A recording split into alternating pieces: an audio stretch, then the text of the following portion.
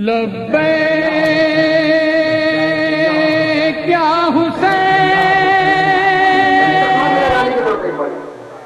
تو یہ درجہ ہے کہ نہیں عزاداروں کا؟ مگر کبھی یہ بھی سوچیے کہ وہ عزادار کیسے ہوتے ہیں؟ آج بھی دیتے ہیں، قیامت تک دیں گے۔ ہمارے ماننے میں کمی ہے، ہمارے دینے میں کمی ہے، ہم میں سلیقہ آ جائے تو آج بھی ہم وہی ہے ویسے عزادار بننے کی کوشش کرے۔ خدا کی قسم کوئی شکایت نہ ہو۔ جب ان کا ٹماٹر پڑتا ہے تو بڑے بڑے بادشاہ، بڑے بڑے والے جو ہے کچھ نہیں باقی کر سکتے۔ ایران میں آئے تو رات شاہی ایران جو ہے 2500 برس کی شہنشاہی جو ختم ہو گئی، 2500 سال تک ایران میں شہنشاہیت کی بادشاہی تھی، لیکن جب یہ راجا پہلوی ملون نے اس کو جو ہے عزاداری پر ہاتھ اٹھایا تو ایسا دیکھو نابود ہو گیا۔ میں یہی کہوں گا اپنے بچوں سے، نوجوانوں سے، جوانوں سے، بزرگوں سے، ماں باپ سے، سرپرستوں سے کوشش کرو کہ صحیح عزاداری کا جذبہ اپنے بچوں کے دلوں میں ابھارنے کی کوشش کرو۔ یہ عزادار بنے، ایسا نہ بنے کہ ہماری عزاداری ہم تو خود اٹھاتے ہیں، اپنا سر پیٹتے ہیں، سینہ پیٹتے ہیں، ماتم کرتے ہیں۔ تو جب ہم حسین کے نام پہ اپنے آپ کو تکلیف دیتے ہیں، یا ہم اپنے آپ کو تکلیف کیوں دیتے ہیں؟ کبھی سے سوچا، غور کیا؟ یہ دنیا ظاہری عمل سے اگر سوچے تو دماغ کام نہیں کرے گا کہ اچھے خاصے لوگ، شریف لوگ، پیسے والے، عزت دار، حاجی، کربلائی، عالم اور پیسے والے کروڑ پتی لوگ، بزنس مین لوگ، معاشرے میں بہترین، سماج میں اچھی حیثیت کے مالک لوگ، یہ ننگے سر، ننگے پاؤں، سر پیٹ رہے، ماتم کر رہے، رو رہے ہیں، یہ کیوں؟ اپنی آپ کو تکلیف دے رہے؟ کبھی سوچا؟ ابھی تو اس کے ہزاروں سوال میں جواب دے جاتے ہیں۔ میں ایک جملہ دینا چاہتا ہوں، اس کا بہترین جواب یہ بھی ہے کہ جو قوم، جس قوم کے بزرگوں نے کہا کہ تم کبھی کسی کو تکلیف مت دینا، تمہاری تکلیف جو ہے اگر سینے میں نہ سما سکے تو اپنا سینہ پیٹ کے اپنے غم و غصے کو کم کر لینا، تم رو کے اپنا غم کم کر لینا، مگر تمہارے ہاتھ سے کسی دوسرے کو تکلیف نہیں پہنچنی چاہیے۔ یہ ہے میرے مظلوم حسین کا پیغام۔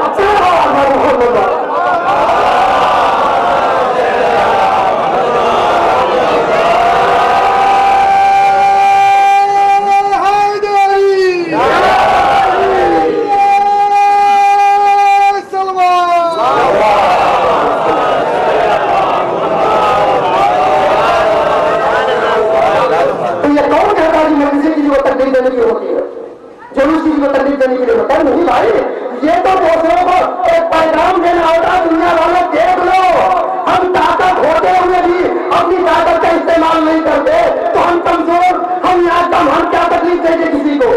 ارے جس کے پاس وہ طاقت تھی کہ جسے ہمارے علماء نے نہیں، تاریخ انسانیت اور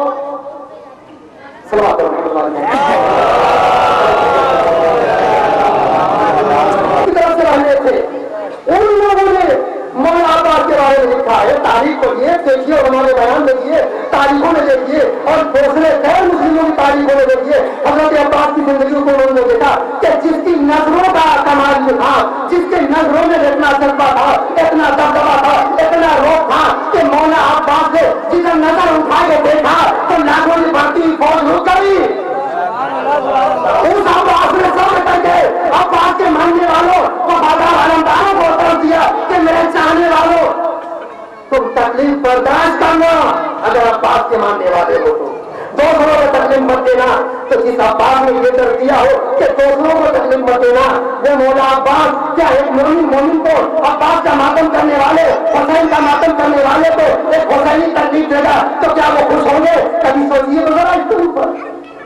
اور بس اس کے سمجھنے کے لیے تھوڑی خالی مثال دے دوں کہ جب حضرت عباس علیہ السلام جب نہر فرات میں گئے تو مجھے تو چلے گئے نہیں عزیزو، جو میں نے جملہ کہا کہ حضرت عباس کی نظروں پہ، ان کے نظر کے رومت چران، ان کی آنکھوں کے تابے تھے، ہزاروں اور لاکھوں کی فوج رکی تھی۔ اس کا مقصد کیا تھا؟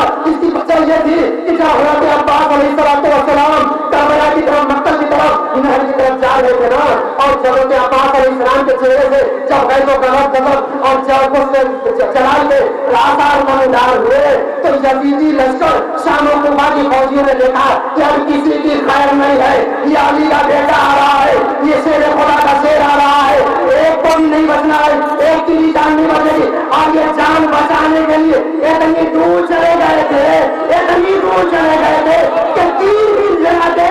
अजीजों, उस वक्त लश्कर जदीद में तारीख में देखिए ऐसे ऐसे तीरंदाज थे कि एक आदमी तीर चलाता तो कई 100 मीटर तक जा सकते थे तीर, लेकिन हजरत अब्बास तक एक तीर भी न आना और पानी भर लेना इस बात की गवाही है कि अब्बास जहाँ खड़े होकर नजर उठाते थे तो लोग रुक जाते थे। और उस अब्बास के मानने वाले अगर सब रोज टकरा और हमदर्दी का गुरु दर्श न देंगे तो ये और किससे हक मिल सकता है। सलाम पर मोहम्मद।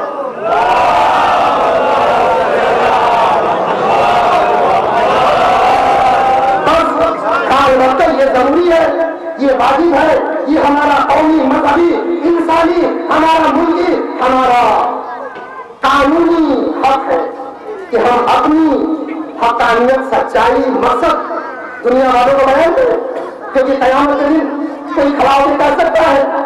अल्लाह, हमें नहीं मालूम था ये माजरा क्या था, ये करबला क्या थी, ये रोना क्यों था।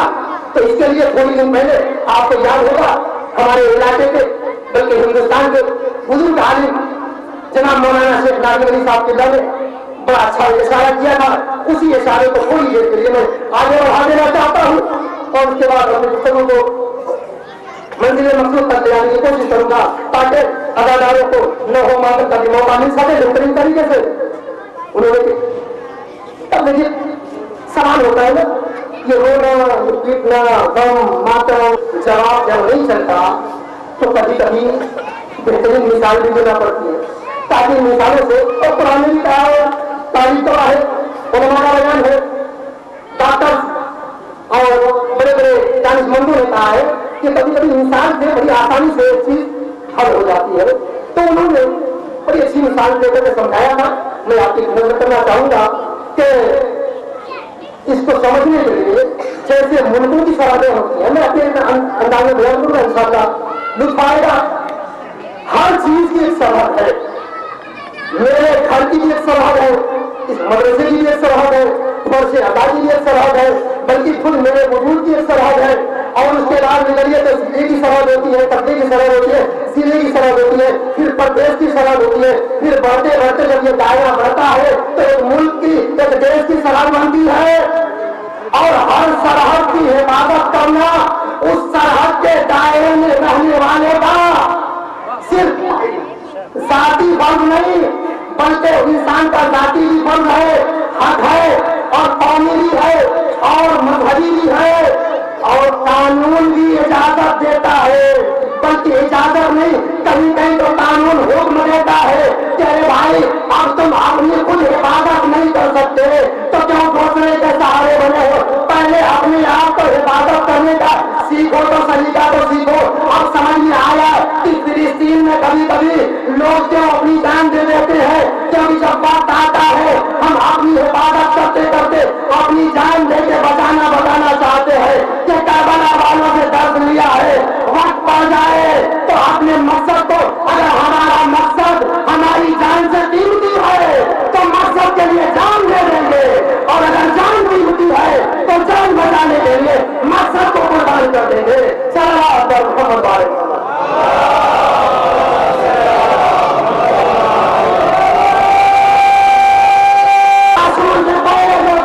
उसने भूल जाओ, कानून रसूल का नाम बनाओ, उनकी शहादत का पुरसा दो।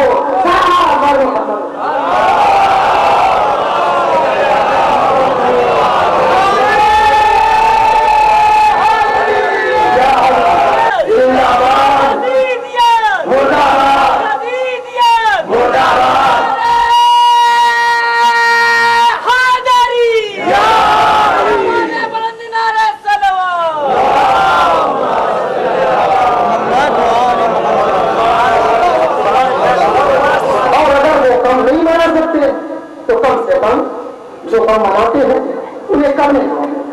بس یہی ایک شیطان تھا جو ہم تمام دنیا انسانیت کے لیے آج کے حوالے سے دینا چاہتے تھے.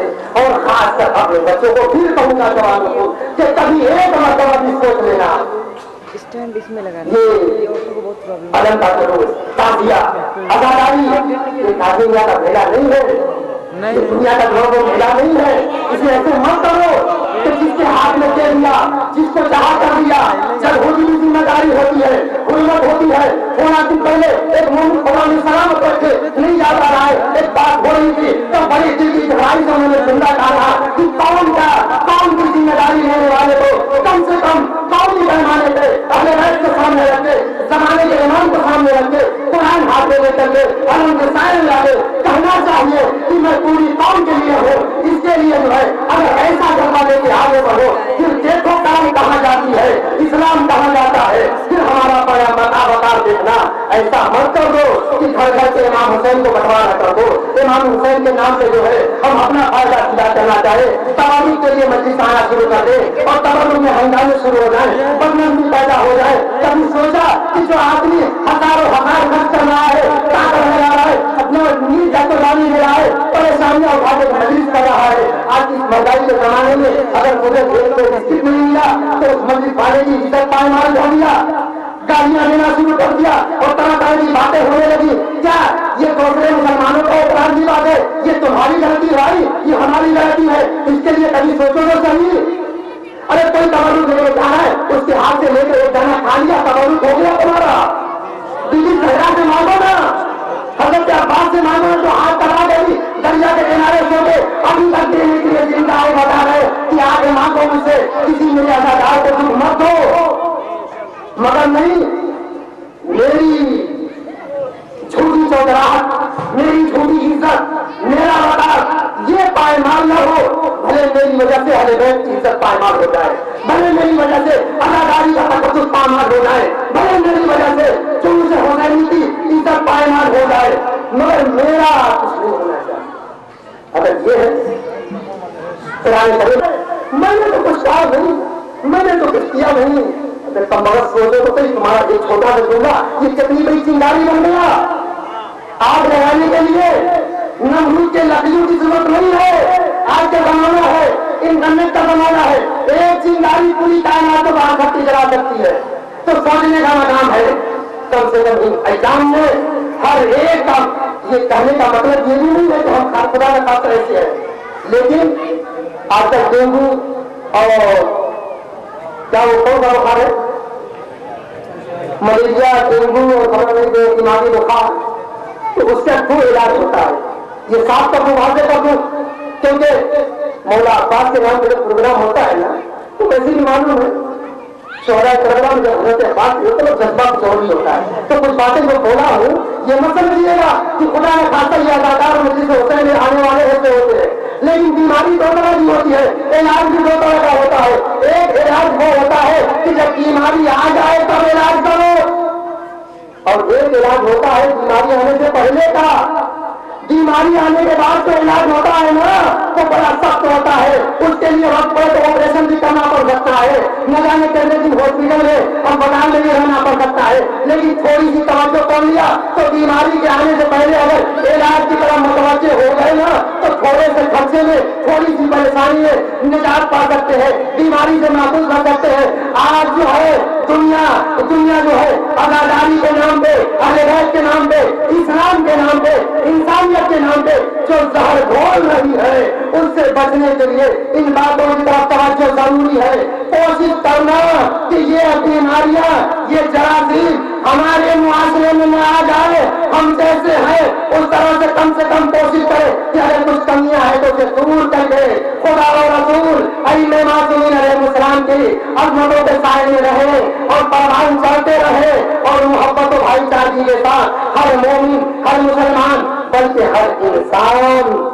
بس یہیں سے میں اپنی گفتگو کو مسائل کی طرف لے جانا چاہوں گا. تو اس کی طرف توجہ کی ضرورت ہے. ایسا نہ ہو کہ نیکی کے نام پہ, آزاداری کے نام پہ آزاداری کو ختم کیا جائے. یہ بہت سب بات آ گئی ہے, تھوڑا وقت اگر زیادہ ہو جائے گا تو آپ کی اجازت لے لیتے وہ جملہ بیان کر دوں, وہ روایت دہرا دوں تاکہ آپ کو یقین ہو جائے کہ کیسے ایک نیکی کے نام پہ نیکی سے دوری کی جا سکتی ہے.